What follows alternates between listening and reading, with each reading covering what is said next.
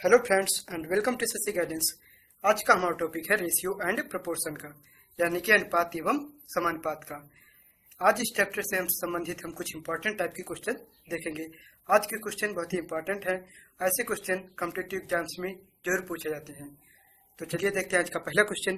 पहला क्वेश्चन दिया हुआ है कि एक बर्तन में 60 लीटर दूध है, इसमें से 10 लीटर दूध निकालकर उतना ही पानी मिलाया जाता है और यह प्रक्रिया 2 बार और दोहराई जाती है, तो नए मिश्रण में दूध की मात्रा क्या है। ठीक है, तो क्या करते हैं कि 60 लीटर शुरू में दूध, प्योर दूध की मात्रा है 60 लीटर, उसमें क्या किया कि 10 लीटर दूध निकालकर उसके स्थान पर उतना ही पानी यानी 10 लीटर पानी डाल दिया और देन यह प्रक्रिया 2 बार और दोहराई गई, तो नए मिश्रण में दूध की मात्रा हमें पता करना है।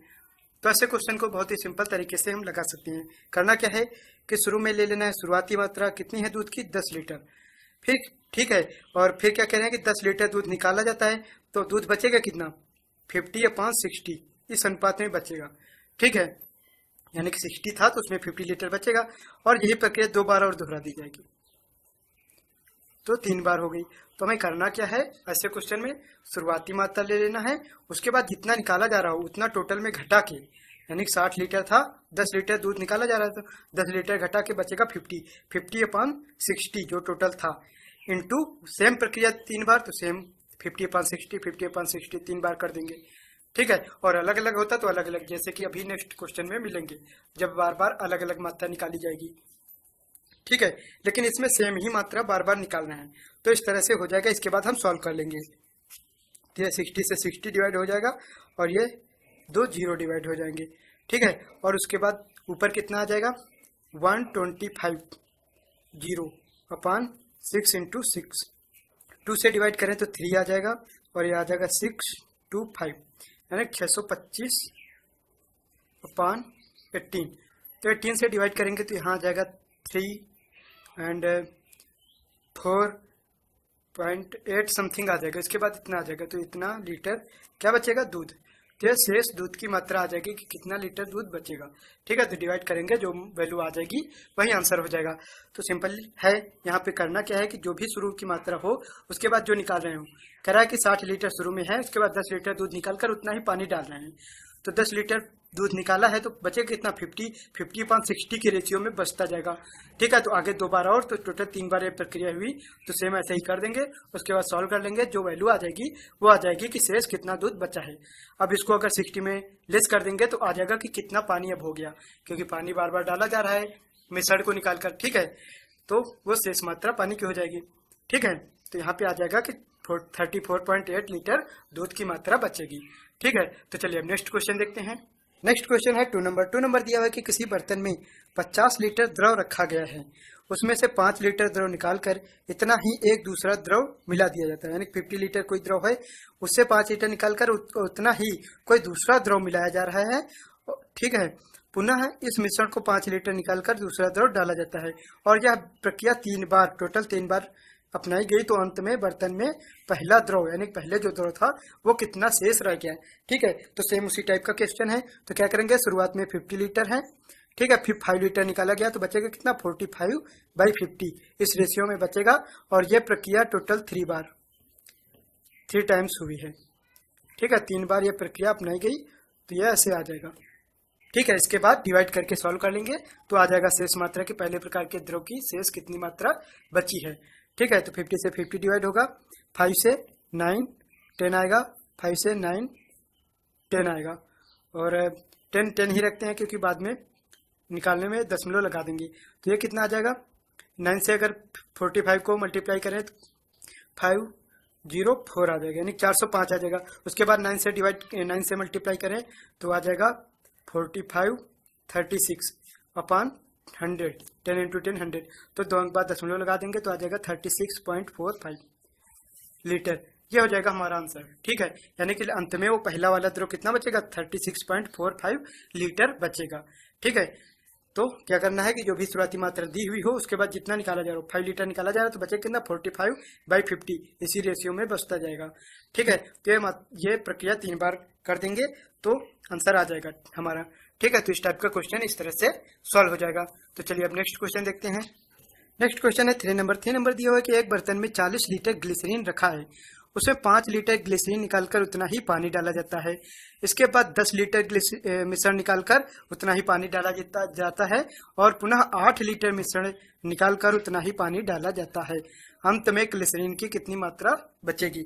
तो अब क्या कर रहे हैं कि अलग अलग मात्रा निकाल रहे हैं। अभी तक एक मात्रा जो निकालते हैं सेम वही प्रक्रिया बार बार दोहराई जाती थी, इस बार अलग अलग है, हर बार कोई अलग मात्रा निकाल रहे हैं। ठीक है, तो शुरू में कितना है 40 लीटर। उसके बाद क्या करें, पहली बार में 5 लीटर निकाला तो बचे कितना 35/40 इस रेशियो में बचेगा। ठीक है, और उसके बाद अगली बार कितना निकाल रहे हैं, अगली बार 10 लीटर निकाल रहे हैं तो कितना बचेगा 40 में 10 जाएगा तो 30/40 इस रेशियो में बचेगा। और नेक्स्ट अगली बार 8 लीटर जो है निकाल रहे हैं तो 8 लेस करेंगे तो आ जाएगा 32/40 इस रेशियो में बचेगा। ठीक है, तो तब क्या होता था सभी सेम होते थे, अभी अगर अलग अलग निकाल रहा है तो बार बार अलग अलग हम कर देंगे। ठीक है, तो सॉल्व कर लेते हैं यहाँ से। तो यहाँ आ जाएगा 5 से डिवाइड करें तो 7 आ जाएगा एंड देन 8 से डिवाइड करें तो आ जाएगा 4 और ये 4 अभी बाकी है तो इससे यह डिवाइड हो जाएगा तो 3 और 7 बचेगा तो 7 × 3 21। ठीक है, यानी 21 लीटर बचेगा। कौन ग्लिसरीन जो की मात्रा बची है। तो शुरू में क्या था 40 लीटर ग्लिसरीन थी, उसमें से 5 लीटर पहले निकाला गया, फिर और 5 लीटर निकाल के उतना पानी डाला गया, फिर 10 लीटर निकालकर मिश्रण उसकी जगह पर पानी डाला गया और फिर आगे 8 लीटर मिश्रण निकालकर उसकी जगह पे उतना ही पानी डाला गया। तो इस बार अलग अलग हम कर देंगे सभी को, देन वैल्यू आ जाएगी कि लास्ट में कितनी ग्लिसरीन की मात्रा बची है। ठीक है, तो इस तरह से इस टाइप का क्वेश्चन सॉल्व हो जाएगा। अब नेक्स्ट देखते हैं, नेक्स्ट क्वेश्चन है 4 नंबर में दिया हुआ है कि एक पात्र में 60 लीटर एल्कोहल रखा गया है, उसमें से 10 लीटर एल्कोहल निकालकर इतना ही पानी डाला जाता है। इसके बाद 15 लीटर मिश्रण निकाला गया और इतना ही पानी डाला गया। इसके बाद 12 लीटर मिश्रण निकाला गया और इतना ही पानी डाला गया। तो पात्र में कितना पानी हो जाएगा। तो इस बार पूछे कितना पानी हो जाएगा। ठीक है, तो हम एल्कोहल निकाल लेते हैं कितना बचेगा, फिर टोटल में लेस कर देंगे। तो शुरू में कितना एल्कोहल है 60 लीटर। ठीक है, पहली बार में 10 लीटर निकाल कर पानी डाला जाए तो 60 में 10 लेस करेंगे तो 50/60 इस रेशियो में बचेगा। नेक्स्ट अगली बार कितना निकालना है 15 तो 15 लेस करेंगे तो कितना आ जाएगा 45/60 और अगली बार 12 लीटर निकाल रहे हैं तो आ जाएगा 48/60। ठीक है, जितना निकालना है उतना लेस करके 60 के रेशियो में लिख देंगे। ठीक है, उसके बाद सॉल्व कर लेते हैं। देन 0 और 5 से डिवाइड करें तो ये आ जाएगा 12 से डिवाइड करें तो आ जाएगा 4 एंड 4 2 से डिवाइड करें तो 2 3 से डिवाइड करें तो आ जाएगा 15 × 2 कितना आ जाएगा 30, यानी 30 लीटर एल्कोहल बचेगा। ठीक है, अभी एल्कोहल कितना है 30 लीटर, लेकिन पूछ रहे हैं कि पानी कितना हो जाएगा। तो पानी कितना हो, टोटल 30 लीटर था, टोटल 60 लीटर था तो 30 लेस कर देंगे तो 30 लीटर ही आएगा, यानी कि 30 लीटर पानी हो जाएगा। ठीक है, तो ये हो जाएगा हमारा आंसर। तो इस तरह से इस टाइप के क्वेश्चन सॉल्व कर देंगे।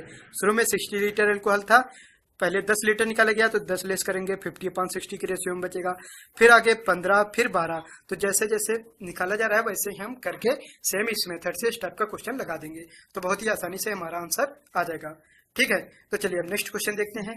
नेक्स्ट क्वेश्चन है 5 नंबर दिया हुआ है कि एक बर्तन में 81 लीटर शुद्ध दूध है, दूध का 1/3 भाग निकालकर उतना ही पानी डाला जाता है। ठीक है, यहाँ दिया है कि 1/3 भाग निकाला जा रहा है तो हमें पहले वैल्यू निकाल लेंगे कि कितना निकाला जा रहा है। ठीक है, फिर आगे कह रहा है कि यह प्रक्रिया एक बार फिर दोहराई गई तो नए मिश्रण में दूध और पानी का अनुपात, लास्ट में अनुपात पूछा गया है। तो निकाला कितना जा रहा है 1/3 भाग निकालकर उतना ही पानी डाला जा रहा है। तो 81 टोटल है तो उसका 1/3 हम निकाल लेते हैं कि कितना निकाला जा रहा है।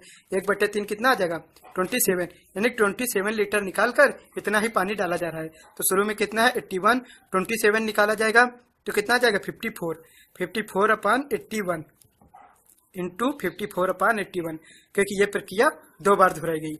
एक बार बताइए, फिर कह रहा है कि एक बार और दोहराई गई तो यानी कि 2 बार हुई टोटल। ठीक है, तो यहाँ से आ जाएगा कि लास्ट में कितना दूध बचा। तो निकाल लेते हैं 81 से 81 डिवाइड हो जाएगा, उसके बाद डिवाइड करें 9 से तो आ जाएगा 6 और ये आ जाएगा 9 और 9 से 6 और 6 × 6 36, यानी कि 36 लीटर दूध बचेगा अंत में। ठीक है, तो पानी कितना हो जाएगा जो कि डाला जा रहा है तो 36 को लेस कर देंगे अगर हम 81 में तो कितना आ जाएगा 45। ठीक है, यानी 45 लीटर बच जाएगा, यहाँ पे पानी हो जाएगा जो कि डाला जा रहा है। तो अब पूछ रहा है कि दूध और पानी का अनुपात, तो दूध कितना है 36 और पानी कितना है 45, रेशियो निकालेंगे तो कितना आ जाएगा 9 से डिवाइड करेंगे तो यहाँ 4 आ जाएगा और ये 5, यानी 4:5 के अनुपात में दूध और पानी हो जाएगा। ठीक है, तो सिंपल है, कह रहे हैं कि 1/3 भाग निकाला जा रहा है, तो पहले हम इसका 1/3 भाग निकाल लेंगे, जो कि 27 यानी 27 लीटर निकाल कर उसकी जगह पर पानी डाला जा रहा है। तो सेम वही प्रक्रिया हम कर देंगे। देन कि 27 लेस करेंगे 54/81, 54/81 निकालेंगे तो 36 लीटर आएगा, जो कि दूध बचेगा। तो लेस कर देंगे तो पानी की मात्रा आ जाएगी, फिर दोनों का अनुपात निकालेंगे हम। ठीक है, तो चलिए हम नेक्स्ट क्वेश्चन देखते हैं। नेक्स्ट क्वेश्चन है 6 नंबर। 6 नंबर दिया हुआ है कि एक हीरे का मूल्य उसके भार के वर्ग के समानुपाती है। एक हीरा 4 भागों में टूट गया, जिनके भारों का अनुपात अब कितना है? 1:2:3:4। यदि टूटने पर हीरे के मूल्य में 70,000 रुपए की कमी हो गई है तो हीरे का प्रारंभिक मूल्य पूछा गया है। ठीक है, तो यहाँ है क्या कि जो हीरे का मूल्य है वो उसके भार के समानुपाती है, और हीरा क्या हुआ कि जो पहले हीरा पूरा था वो 4 भागों में टूट गया, तो भार का अनुपात जब टूटा तो उनके भारों का अनुपात क्या है? उनके वेट का जो रेशियो है वो है 1:2:3:4। ठीक है, अब ये वेट का रेशियो है, तो अगर इनको ऐड कर दिया तो टोटल वेट कितना था, तो ऐड कर दें तो आ जाएगा 10, यानी कि पहले अगर वेट 10 था तो अब ये 10 वेट इस अनुपात में डिवाइड हो गया, 4 भागों में बट गया। ठीक है, तो जब पूरा हीरा था तो वो 10 था उसका वेट 10 kg, और अब जो 4 भागों में डिवाइड हो गया तो इस अनुपात में उसका भार आ गया। ठीक है, तो इसी अनुपात को हम ऐड करके उसका टोटल हमने वेट ले लिया है। ठीक है, उसके बाद कह रहे हैं कि उसका जो प्राइस है, उसका जो मूल्य है वो उसके भार के वर्ग के समानुपाती है। तो इसका प्राइस क्या हो जाएगा? जब वो टूटा नहीं था यानी कि पूरा था तो प्राइस क्या हो जाएगा? इसके वर्ग के समानुपाती, यानी कि वर्ग कर देंगे तो क्या आ जाएगा? 100, यानी कि 100 होना चाहिए। ठीक है, लेकिन जब टूट गया तो अब इनका अलग अलग हो गए, तो इनका भार क्या हो जाएगा? इसका भार हो जाएगा इसके वर्ग के, यानी कि 1 ही हो जाएगा इसका वर्ग। ठीक है, ये वेट का रेशियो है, ये प्राइस निकल आएगी, तो प्राइस क्या आ जाएगी? इसकी 1 ही आएगी, और इसका स्क्वायर 4 ही है, और इसका स्क्वायर 9, और इसका स्क्वायर 16। तो अब अगर इनके प्राइस को ऐड करें तो कितना हो जाएगा? यहाँ से हो जाएगा 25, 4, 29 और 1 30। तो अब प्राइस कितना है? 30 रुपए, और जब टूटा नहीं था तो 100। तो लॉस कितने का हुआ अनुपात में? 70 का लॉस हुआ, 70 यूनिट लॉस हुआ जब हमने परसेंटेज में देखा, पूरा प्रोसेस किया। और जबकि रियल में बता रहा है कि 70,000 का लॉस हुआ, तो वो 70,000 के इक्वल हो जाएगा। ठीक है, अनुपात का 70 यूनिट रियल के 70,000 के इक्वल हो जाएगा। ठीक है, तो पूरा मूल्य कितना था? शुरू में हीरे का प्रारंभिक मूल्य 100 था, 70 का अगर 70,000 है तो 100 का क्या हो जाएगा? 100 का हो जाएगा 100,000, यानी कि 1 लाख। ठीक है, ये हो जाएगा हमारा आंसर, यानी कि शुरू में हीरे का मूल्य 1 लाख था। ठीक है, तो सिंपल है, क्या करना है कि कह रहा है कि एक हीरा था जिसका जो प्राइस है, मूल्य है, वो उसके भार के वर्ग के समानुपाती, यानी वर्ग के इक्वल है। ठीक है, और कह रहा है कि जब वो 4 भागों में टूट जाता है तो उसका जो भार है इस अनुपात में आ जाता है। तो हमने सभी का ऐड कर लिया तो टोटल भार 10 आ गया। ठीक है, सभी को ऐड कर लिया कि टोटल भार अगर 10 है तो इसका प्राइस क्या हो जाएगा? इसके स्क्वायर, यानी 100 हो जाएगा, और इनका अलग अलग भार क्या हो जाएगा? इसका स्क्वायर करेंगे, इसका स्क्वायर, इसका स्क्वायर, इसका स्क्वायर, सभी का प्राइस ऐड किया तो 70। तो लॉस कितना हुआ? 30 का अनुपात में देखें, और रियल में 70,000 का, इसमें 70 का हुआ अनुपात में और रियल में 70,000 का, तो 70 = 70,000 हो जाएगा। और तो टोटल जो है हीरे का मूल्य क्या हो जाएगा? प्रारंभिक, जो कि 100 था टूटने से पहले, तो 100 = 1 लाख हो जाएगा। ठीक है, तो इस तरह से आ जाएगा हमारा आंसर। तो चलिए अब नेक्स्ट क्वेश्चन देखते हैं। नेक्स्ट क्वेश्चन है 7 नंबर। 7 नंबर दिया हुआ है कि संपूर्ण पृथ्वी पर थल और पानी का अनुपात 1:2 है, यानी पृथ्वी पर अगर 2 ही पार्ट है, थल और पानी।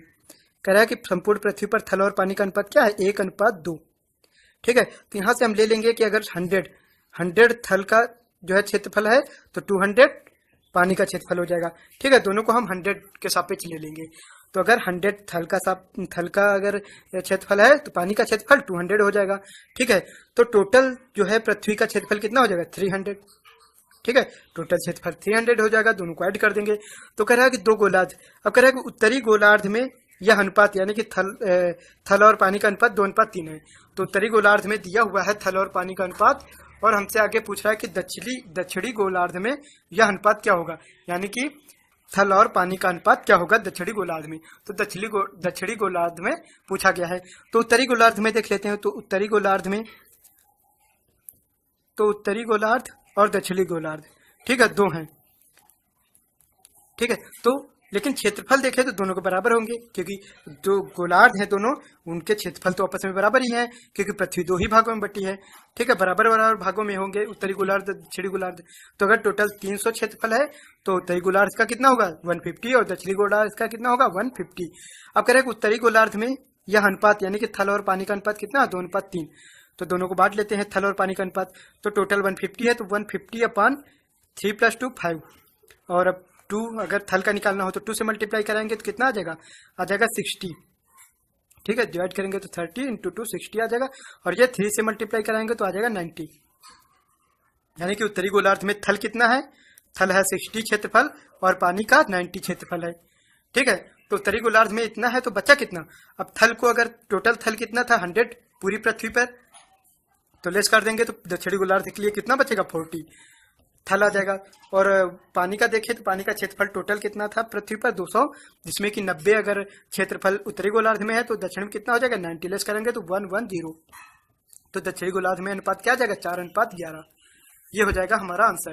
तो सिंपल क्वेश्चन है, करना क्या है कि संपूर्ण पृथ्वी पर थल और पानी का अनुपात दिया हो कि संपूर्ण पृथ्वी पर थल और पानी का अनुपात 1:2 है। तो हमने संपूर्ण पृथ्वी पर थल और पानी का अनुपात 1:2 दिया था, तो 100 यहाँ से मान लिया हमने थल का क्षेत्रफल और पानी का क्षेत्रफल 200 मान लिया। ठीक है, दोनों का ऐड करेंगे तो टोटल क्षेत्रफल पृथ्वी का कितना है 300। अब 2 गोलार्ध, एक उत्तरी है एक दक्षिणी गोलार्ध है, तो क्षेत्रफल तो दोनों के बराबर होंगे, तो 300 में 150 क्षेत्रफल इसका होगा 150 इसका। तो उत्तरी गोलार्ध का दिया है कि उत्तरी गोलार्ध में थल और पानी का अनुपात कितना है 2:3। ठीक है, तो उत्तरी गोलार्ध को हम थल और पानी 2:3 में बांट देंगे, तो 60 आया थल और 90 क्षेत्रफल आया पानी का। फिर टोटल थल का अनुपात थल का क्षेत्रफल कितना 100, तो 100 में 60 घटाएंगे तो 40 बचेगा, जो कि दक्षिणी गोलार्ध का थल हो जाएगा। ठीक है, और टोटल पानी का क्षेत्रफल था पूरी पृथ्वी पर 200 और 90 अगर उत्तरी में है तो दक्षिण में कितना होगा 90, लेस करेंगे तो 110 आ जाएगा। ठीक है, तो नया तो ये दक्षिणी गोलार्ध में अनुपात आ जाएगा किसका, थल और पानी का। ठीक है, तो यही हो जाएगा हमारा आंसर। ठीक है, तो इस तरह से ये क्वेश्चन हम सॉल्व कर देंगे। तो चलिए अब नेक्स्ट क्वेश्चन देखते हैं। नेक्स्ट क्वेश्चन है कि सोना पानी से 19 गुना भारी है, यानी कि जो गोल्ड है वो पानी से कितना 19 गुना भारी है। और आगे कह रहा है कि जबकि तांबा जो है पानी से 9 गुना भारी है। ठीक है, तो इन्हें किस अनुपात में मिलाया जाए कि ऐसी धातु प्राप्त हो जो पानी से 16 गुना भारी हो। ठीक है, तो पहली धातु सोना 19 गुना भारी है और तांबा 9 गुना भारी है पानी के सापेक्ष दिया गया है। और कह रहा है कि दोनों को किस अनुपात में मिक्स किया जाए कि जो मिश्रण आए वो 16 गुना भारी हो पानी से। तो यहाँ मिश्रण बनाना है, तो ये इलिगेशन मेथड से कर देंगे। पहला 19 गुना है, दूसरा 9 गुना भारी है, और मिश्रण जो बनाना है वो 16 गुना भारी का। तो दोनों का अंतर कर लेंगे तो 3 आ जाएगा और ये आ जाएगा 7, यानी कि 7:3 के अनुपात में हमें मिलाना चाहिए। तो ये इलिगेशन मेथड से सॉल्व कर देंगे। ठीक है, तो पहला दिया है कि गोल्ड जो है वो 19 गुना भारी है पानी से और तांबा 9 गुना भारी है, और जो इन दोनों को मिलाकर मिश्रण बनाना है वो 16 गुना भारी है। ठीक है, तो मिश्रण ले लेंगे, उसके बाद दोनों का अंतर निकालेंगे तो अनुपात आ जाएगा कि किस अनुपात में हमें उनको मिलाना चाहिए ताकि जो मिश्रण प्राप्त हो 16 गुना भारी हो पानी से। ठीक है, तो इस तरह से हमारा अनुपात आ जाएगा कि उन दोनों को 7:3 के अनुपात में मिलाना चाहिए। ठीक है, तो ये हो जाएगा हमारा आंसर। तो ये थे आज के रेशियो एंड प्रोपोर्शन चैप्टर के क्वेश्चन। काफी इंपॉर्टेंट क्वेश्चन थे आज के जो आज हमने डिस्कस किए। ठीक है, तो ऐसे ही जितने भी क्वेश्चन बन रहे हैं इस चैप्टर से सभी को हम 1 बाय 1 करके अपने वीडियोज में कवर कर रहे हैं। सिंपल से लेकर डिफिकल्ट क्वेश्चन तक सभी प्रकार के क्वेश्चन हम अपनी वीडियोज में कवर कर रहे हैं। ऐसे में ये पूरा चैप्टर हमारे वीडियो में कवर हो जाएगा। जो भी प्लेलिस्ट हमारी रहेगी अनुपात समानुपात की यानी कि रेशियो एंड प्रोपोर्शन की, अगर पूरी प्लेलिस्ट आप वॉच कर लेंगे तो ये पूरा चैप्टर आपको बिल्कुल क्लियर हो जाएगा। इसके बाद एक और वीडियो बनेगा इस चैप्टर का, उसके बाद ये चैप्टर एंड हो जाएगा। यानी कि लगभग से सभी टाइप्स के क्वेश्चन, यानी कि जितने भी टाइप्स के क्वेश्चन बनते हैं जो कि कॉम्पिटिटिव एग्जाम से पूछे जाते हैं वो सभी लगभग से क्वेश्चन कवर हो जाएंगे।